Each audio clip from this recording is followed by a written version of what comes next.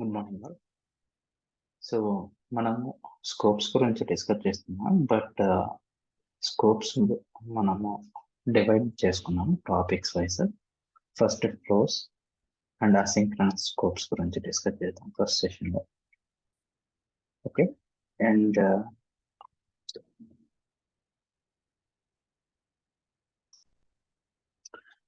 good morning all.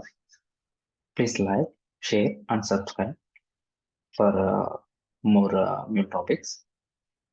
And ఈరోజు సెషన్లో మనము స్కోప్స్ గురించి డిస్కస్ చేస్తున్నాము. అండ్ మనము స్కోప్స్ని 4 టాపిక్స్గా డివైడ్ చేసుకున్నాం. ఫస్ట్ వచ్చేసి ఫ్లోస్ అండ్ అసింక్రనస్ స్కోప్స్. దీన్ని ఒక సెషన్ లాగా రికార్డ్ చేస్తాను. అండ్ నెక్స్ట్ వన్ వచ్చేసి for each scope, try scope and until successful స్కోప్ని సపరేట్ సెషన్ లాగా డివైడ్ చేసి రికార్డ్ చేస్తాను. అండ్ నెక్స్ట్ స్కోప్ వచ్చేసి parallel for each. So parallel for each and for each differences and parallel for ఈచ్ని మనం ఎలా implement చేస్తాం విత్ ఇన్ Mulesoft అనేది డిస్కస్ చేస్తాం. అండ్ ఫైనల్ స్కోప్ వచ్చేసి cash scope. So cash scope ఎలా వర్క్ అవుతుంది, మనము ఏ టైంలో యూజ్ చేస్తాం అనేది డిస్కస్ చేద్దాం. సో బేసికల్లీ 4 టాపిక్స్ ఉంటాయి. ఇన్ సేమ్ సెషన్ అయితే మనము టూ మచ్ టైం పడుతుంది కాబట్టి వీటిని సబ్ టాపిక్స్గా డివైడ్ చేసి సపరేట్ సెషన్స్ లాగా రికార్డ్ చేస్తున్నాం. మీరు స్కోప్స్ గురించి చూడాలనుకున్నప్పుడు ఆ 4 సెషన్స్ని కంప్లీట్గా వాక్ త్రూ చేయండి. సో మీకు బెటర్ ఐడియా వస్తుంది. Thank you. Subscribe to my channel and like and share the videos.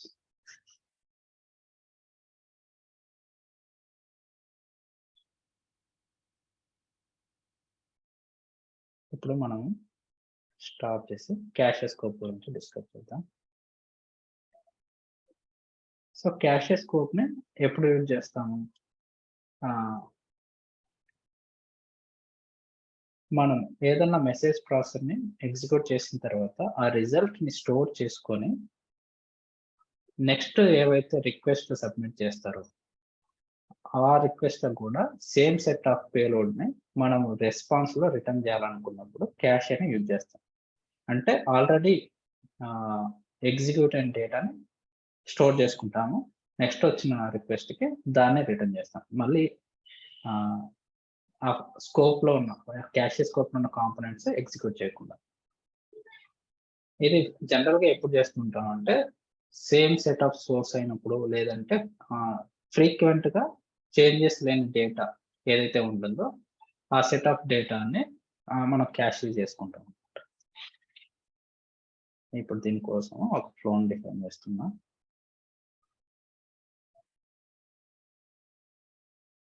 HTTPS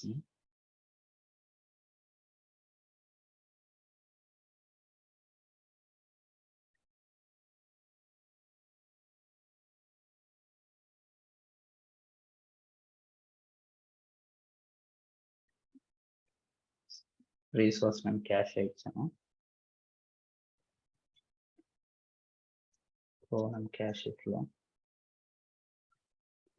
and loggers configure చేస్తాను. ఇక్కడ లాగర్స్ చెప్తున్నాను.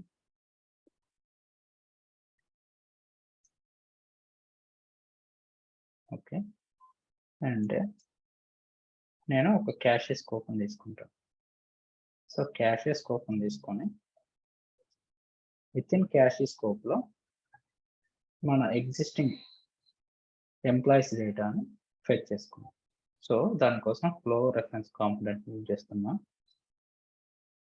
ఎంప్లాయీస్ డేటా సబ్లో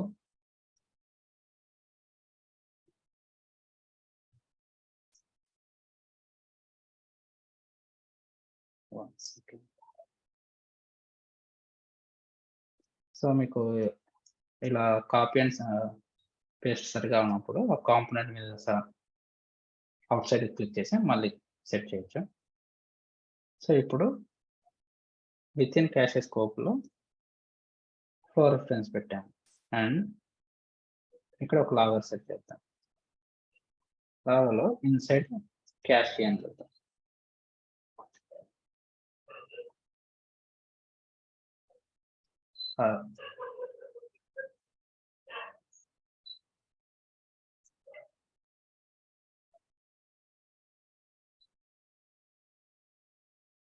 సేవ్ చేస్తాను. సో ఈ ఫ్లోని ఎక్స్పోర్ట్ చేసినప్పుడు మనకు రిజల్ట్ ఎలా ఫెచ్ అవుతుందనేది చెక్ చేద్దాం.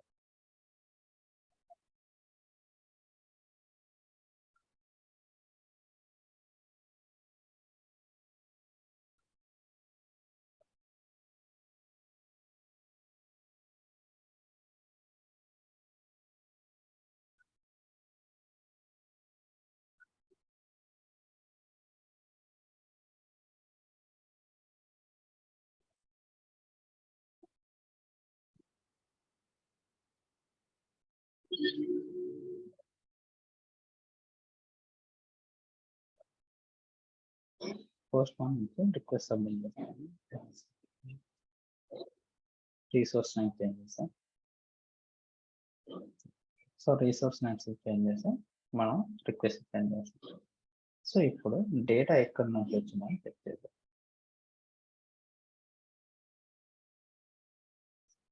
సో లాస్ట్ ఫ్లవర్స్ ఇక్కడ క్యాషే స్కోప్ లో స్టార్టెడ్ అంటే ఫస్ట్ లాగా ప్రింట్ అయింది.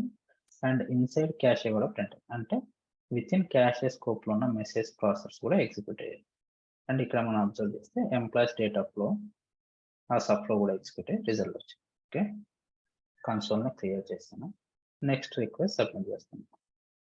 సో నెక్స్ట్ రిక్వెస్ట్ సబ్మిట్ చేసినప్పుడు మనకు డేటా అనేది మళ్ళీ సబ్ఫ్లోని కాల్ చేయకుండా ఏమవుతుందంటే ఈ క్యాషే యూజ్ చేయడం వల్ల ఈ కాంపోనెంట్స్ యొక్క రిజల్ట్ పేలోడ్ అనేది ఈ క్యాషేలో స్టోర్ అవుతుంది. ఈ క్యాషేలో స్టోర్ అయ్యి సేమ్ రిక్వెస్ట్ అనేది సెండ్ అయినప్పుడు, అంటే మనం కంటిన్యూ చేసేటప్పుడు ఆ ప్రాసెసర్స్ని ఎగ్జిక్యూట్ చేయకుండా ఈ స్టోర్ నుంచి రెస్పాన్స్ వస్తుంది. ఓకే, సేమ్ రెస్పాన్స్ వస్తుంది, బట్ అన్నెసరీగా కాంపోనెంట్స్ ఎగ్జిక్యూట్ చేయాలి. బట్ ఇప్పుడు మనము ఏం చేయొచ్చు, ఇక్కడ సోర్స్ అని ఒక హెడర్ని సెండ్ చేస్తాం. ఓకే, ఈ సోర్స్ వచ్చేసి పోస్ట్ మ్యాన్ అని సెండ్ చేస్తాం. సో పోస్ట్ మ్యాన్ సెండ్ చేసినప్పుడు కూడా మనకు ఆ క్యాష్ నుంచి రెస్పాన్స్ వస్తుంది. అండ్ పోస్ట్ మ్యాన్ కాకుండా మొబైల్ అప్లికేషన్ అనుకోండి. సో మొబైల్ అప్లికేషన్ నుంచి సెండ్ చేసినప్పుడు కూడా క్యాష్ నుంచి రెస్పాన్స్ వస్తుంది. సో ఇలా కాకుండా మనం డిఫరెంట్గా ఎలా కాన్ఫిగర్ చేసినా చూద్దాం. సో ఈ క్యాషే స్కోప్ మీద క్లిక్ చేసి ఇక్కడ క్యాషింగ్ స్ట్రాటజీస్ చూస్తే మనకు డిఫాల్ట్ క్యాషింగ్ స్ట్రాటజీ కాబట్టి ఏమవుతుంది, డిఫాల్ట్గా మ్యూల్ ఏదైతే యూజ్ చేస్తుందో దాన్ని బేస్ చేసుకొని క్యాషింగ్ అనేది స్టోరింగ్ జరుగుతుంది, దాని రెస్పాన్స్. అలా కాకుండా మనం ఏదన్నా సపరేట్ కాన్ఫిగర్ చేయాలంటే రెఫరెన్స్ ఎక్సెల్ స్ట్రాటజీ క్లిక్ చేయండి. ఈ ప్లస్ ఐకాన్ మీద క్లిక్ చేసి గ్రీన్ బటన్, ఇక్కడ ఈ ఈవెంట్ కీ అనేది కాన్ఫిగర్ చేద్దాం. ఈవెంట్ కీలో మనం మెన్షన్ చేయొచ్చు మనకు ఎక్కడ వాల్యూ చేంజ్ అవుతుంది, ఈ సోర్స్ అనే వాల్యూ హెడర్స్ లో చేంజ్ అవుతుంది. కాబట్టి ఈ సోర్స్ ని కాపీ చేసుకొని అట్రిబ్యూట్స్ లో హెడర్స్ లో వచ్చిన సోర్స్ వాల్యూ, ఇన్ కేస్ ఈ సోర్స్ వాల్యూ డిఫరెంట్ అయితే నేను మళ్ళీ ఆ ప్రాసెసర్స్ ని ఎగ్జిక్యూట్ చేసి రిజల్ట్ తెచ్చుకోవాలి, అంటే ఫ్రెష్ డేటా కావాలని చెప్పేసి మెన్షన్ చేస్తాను. ఓకే, చేంజెస్ రీడిప్లాయ్ చేస్తాను.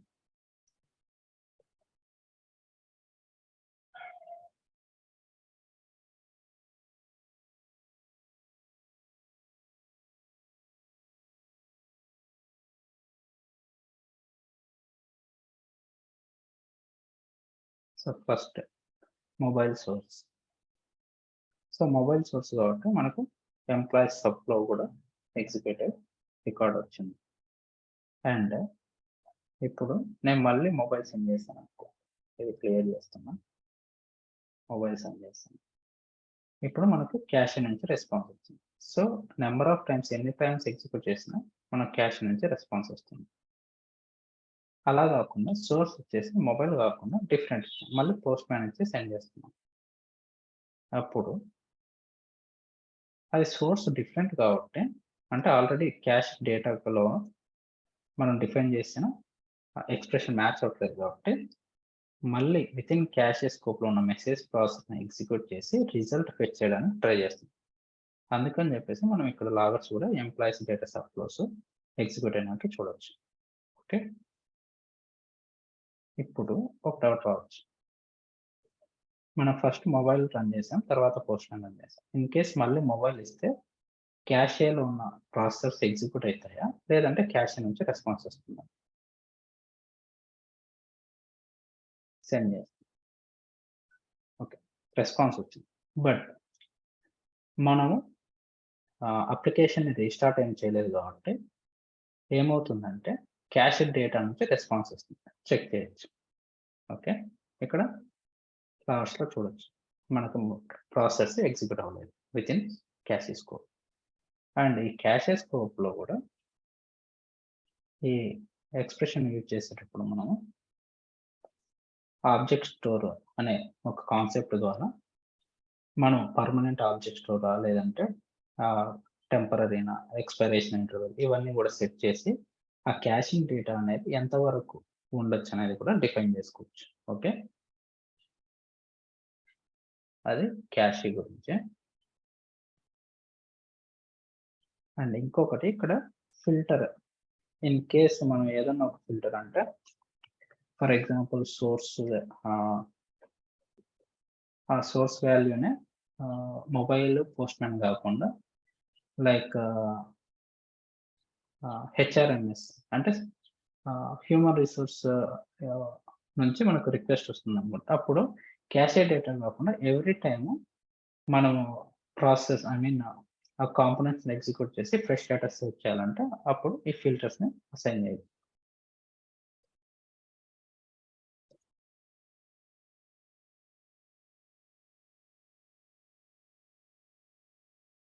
ఓకే. సేవ్ చేస్తాను.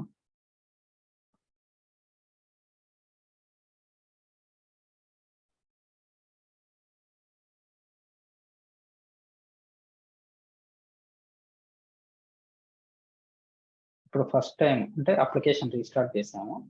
కాబట్టి అది టెంపరరీ స్టోరేజ్‌లో ఉంటుంది. అంటే పర్సిస్టెంట్ అంటే బేసికల్లీ ఆహ్, పర్సిస్టెంట్ అంటే మనకు ఒక డిఫైన్డ్ లిమిట్ ఇవ్వడం అన్నమాట. ఈవెన్ దో అప్లికేషన్ రీస్టార్ట్ అయినా సరే అది స్టోర్‌లో ఉంటుంది. ఆ పర్సిస్టెంట్ కాకుండా టెంపరరీ ఏంటంటే ఎవ్రీ టైమ్ అప్లికేషన్ రీస్టార్ట్ చేసినప్పుడల్లా క్యాషింగ్ డేటా అనేది లూజ్ అవుతుంది. అప్లికేషన్‌కి రిక్వెస్ట్ సబ్మిట్ చేశాను. సో, ఇక్కడ మనకు డేటా సబ్‌ఫ్లోస్ ద్వారా ఎగ్జిక్యూట్ అయ్యొచ్చు. సెకండ్ టైమ్ రిక్వెస్ట్ సబ్మిట్ చేస్తాను. Okay. Second time request submit చేసినప్పుడు మనకు మళ్ళీ అదే ఆహ్, ఫ్లోస్ ద్వారా వచ్చింది. ఇక్కడ హెచ్ఆర్ఎంఎస్ అని సబ్మిట్ చేస్తాను.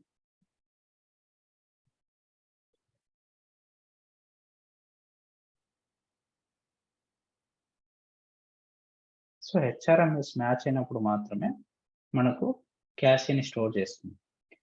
అండ్ వేరే సినారియోలో క్యాషీని స్టోర్ చేసుకోవచ్చు.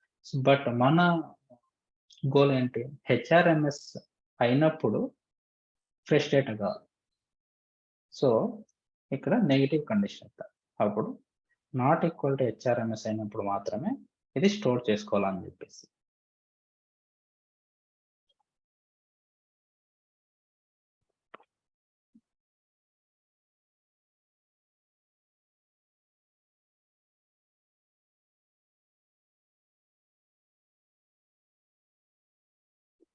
ఓకే.